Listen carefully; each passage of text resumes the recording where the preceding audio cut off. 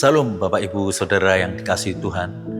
Tema Bina Iman hari ini adalah menggunakan karunia Tuhan untuk membangun tubuh Kristus. Firman Tuhan diambil dari kitab Roma 12 ayat 6. Demikianlah kita mempunyai karunia yang berlain-lainan menurut kasih karunia yang dianugerahkan kepada kita.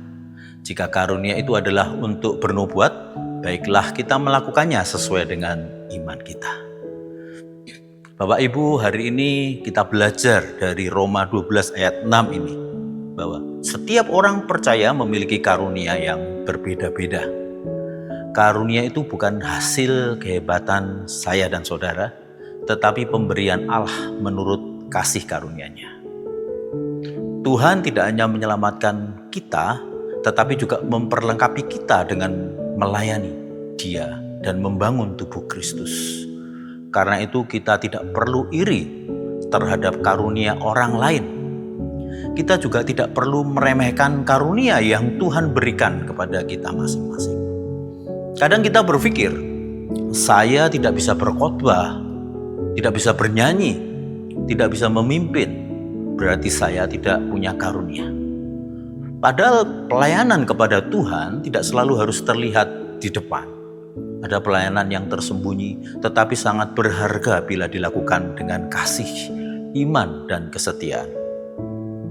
Ada sebuah kisah nyata yang sangat menyentuh hati, yaitu kisah dari Joni Eareckson Tada.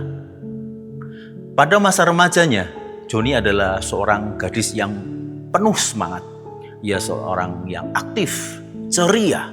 Dia suka berenang, berkuda, dan menikmati hidup sebagaimana anak muda pada umumnya. Hidupnya tampak terbentang luas, penuh harapan dan kemungkinan yang indah. Namun pada usia 17 tahun, sebuah peristiwa mengubah seluruh arah hidupnya. Ketika dia menyelam, ia mengalami kecelakaan yang sangat tragis, serius, sehingga lehernya patah. Sejak saat itu tubuhnya menjadi lumpuh. Masa depan yang dahulu tampak cerah seolah-olah runtuh dalam sekejap. Saudaraku yang terkasih dalam Tuhan, secara manusia mungkin banyak orang akan bertanya, apalagi yang bisa dilakukan oleh Joni?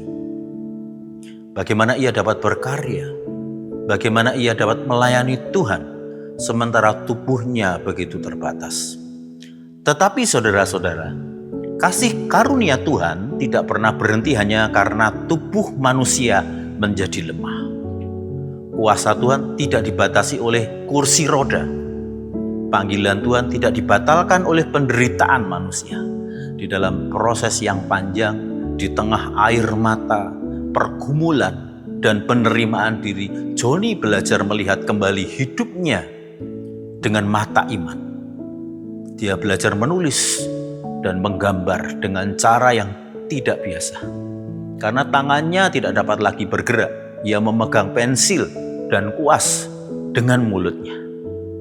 Dari tubuh yang terbatas, lahirlah karya seni yang indah. Dari hati yang pernah terluka, lahirlah tulisan, buku, kesaksian, dan pelayanan yang menguatkan banyak orang yang sedang menderita. Bapak, Ibu, Saudara, Joni tidak melayani Tuhan dari keadaan yang sempurna. Dia melayani dari kursi roda. Ia tidak melayani karena tubuhnya kuat, tetapi karena kasih karunia Tuhan kuat di dalam kelemahannya.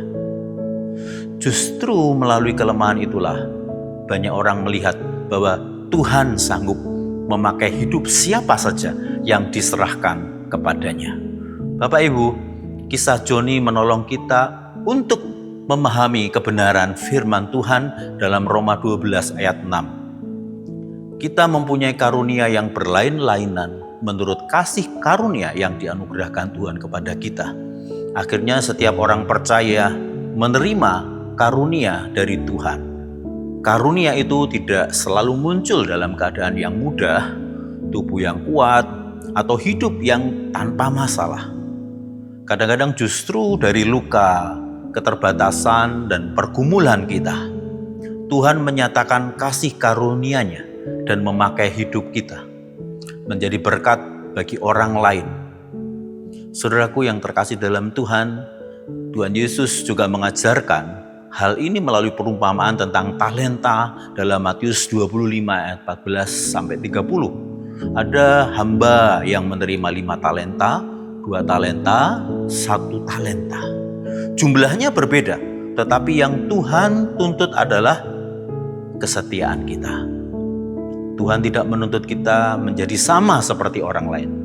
Tuhan ingin kita setia, memakai apa yang sudah Ia percayakan kepada setiap kita. Saudara-saudari yang dikasihi Tuhan, hari ini mari kita bertanya, karunia apa yang Tuhan percayakan kepada saya? Apakah saya sudah memakainya untuk melayani, ataukah saya masih menyimpannya karena takut, karena malas, karena kecewa, atau merasa tidak mampu? Firman Tuhan mengingatkan bahwa yang Tuhan cari bukan karena kita yang paling hebat, tetapi Tuhan mencari yang mau setia. Tuhan Yesus berkata dalam Lukas 16 ayat 10, barang siapa setia dalam perkara-perkara kecil, ia setia juga dalam perkara-perkara yang besar. Pelayanan yang sederhana bila dilakukan dengan hati yang tulus tetap bernilai besar di hadapan Tuhan. Kiranya nama Tuhan saja yang dimuliakan. Amin.